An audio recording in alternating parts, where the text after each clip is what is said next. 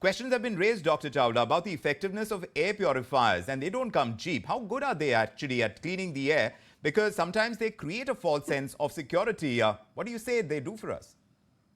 The air purifiers, of course, they will be effective in the area where you put it. They are able to clean more than 95% of the dust, the pollen, the smoke present in that. But the problem is, if you open the window for some time, then again you are polluted. So if you want to use the air purifier, it has to be in the same room with everything closed. Windows needs to be closed, the door needs to be closed. And most of the times I advise for patients, people who have patients like respiratory patients or any other, they should have an air purifier.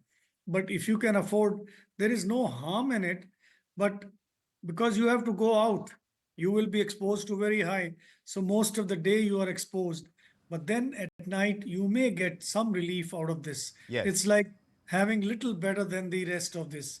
This also is debated, but I somehow, for the time being, and if you buy, it should have a HEPA filter.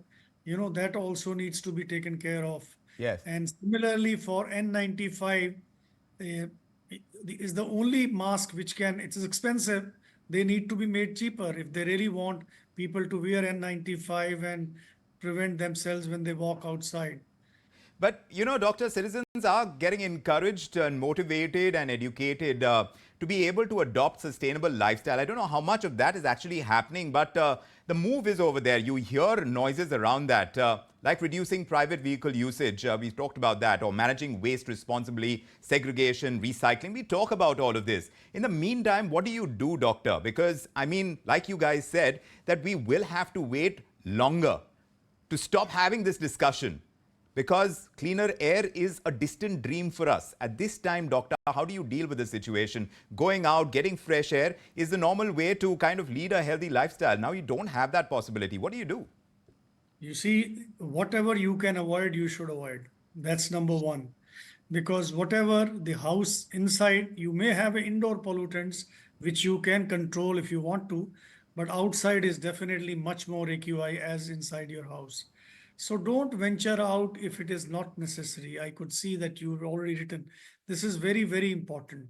If you go out, as at least in these 2 months, wear the N95 mask. I don't advise people to go for morning walks now. Please don't go because it will cause you more harm than help. And whatever you want to do, a light exercise or walk inside your house. And if you take a car, then the window panes, everything should be closed. You avoid outdoor activity. Do not organize functions which are outdoors. And whatever you organize, it has to be indoor. These are little steps which have a very minimal effect, but that's all you can do as of now. But it has to be the air where you stay has to be clean. And I don't know, you hear so much about elections going on, so much labor by the politicians. Why are not they putting all together? If they all come together, all parties, I'm sure the solution will come. Economy is only when we are healthy. Economy will not be able to do anything if we are not healthy. Because the car should sell, because these should sell, the So purified the should sell. air needs to be healthy for our economy to be healthy, and persistent air pollution in the national capital is not going to help. In fact, it's a big blot on its image as well. Very quickly, Mr. Jha, it impacts tourism. It restricts foreign investments. If the city is considered not livable, it stops attracting talent like an economic hub should. There will be fallouts. Don't you see that happening? Absolutely. And there's a World Bank report that already talks about morbidity and loss to business because of bad air. But, one more thing that I want to say and respectfully disagree with Dr. Chawla, that, air pollution monitor or whatever, purifiers are not a solution. There's not a single study that's been done in this world that talks about that, air purifiers are good. It's about corporatizing this entire air purifiers. That's point number one. Point number two is that we can never have private solution to a public problem.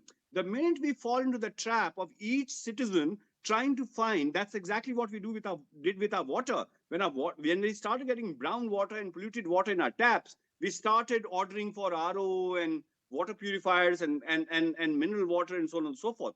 I think The sustainable solution to air pollution is when you look at the source, when you look at systemic changes, when you look at episodic sources like stubble burning and the perennial sources like vehicular pollution and construction. That's the only thing. And indeed, we all know that it affects our economy, but we need to understand and channel, as in, I'm sorry, but yours is a business channel, but there's no business if there are no healthy people.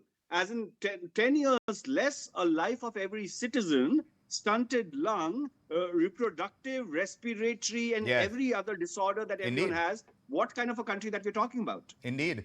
So there is no taking away. I mean, AQIs at 1,000, they're unsustainable for an economy, for a people. If we don't have political will, we're not going to see cleaner air. We're not going to be able to live and breathe clean air, just like the Supreme Court is pointing out. It is a basic fundamental right of citizens, and we are not getting that. At this point in time, it needs to be an agenda item. Like Doctor pointed out, why is it not part of the agenda that governments or even the candidates who are standing for elections are putting forth? We'll have to keep asking for it, and we'll certainly use our platform, ET Now, to be able to sound the bugle, as it were. But thanks very much for joining us with your perspective, Dr. Chawla. Mr. Jha, it's a pleasure having you with your perspective on India tonight. If you like this video, then like, share and subscribe to ET Now.